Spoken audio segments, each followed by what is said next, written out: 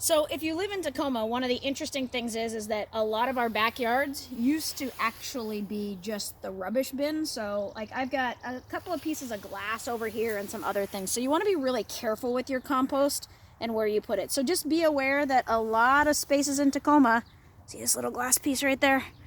You might find glass and other metal. So if you find those things, pull them out and put them to a place that you can get rid of them. Don't dig too much around those areas because you could actually cut yourself if you're digging in there.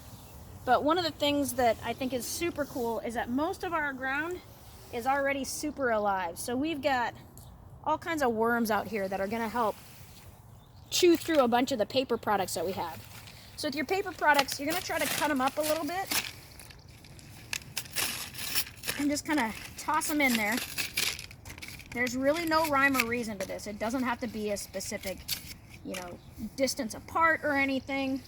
The only thing I would say is that you don't want to layer it, so like you don't want to lay it flat. You want to give some gaps. So earlier I talked about not using magazines, and a couple of these sheets have a little bit of kind of a glossiness on there.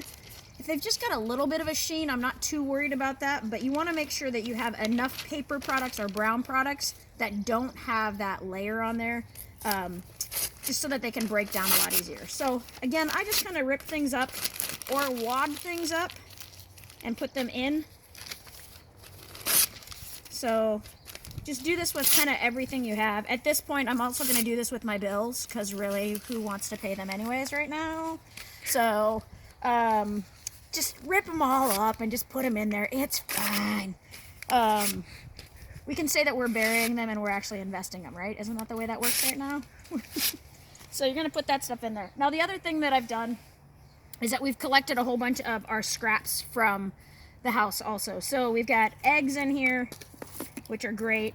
I actually even went ahead and I kept our chopsticks because it's actually good to put something with a little bit of woodiness into your compost. So we're gonna do all of that.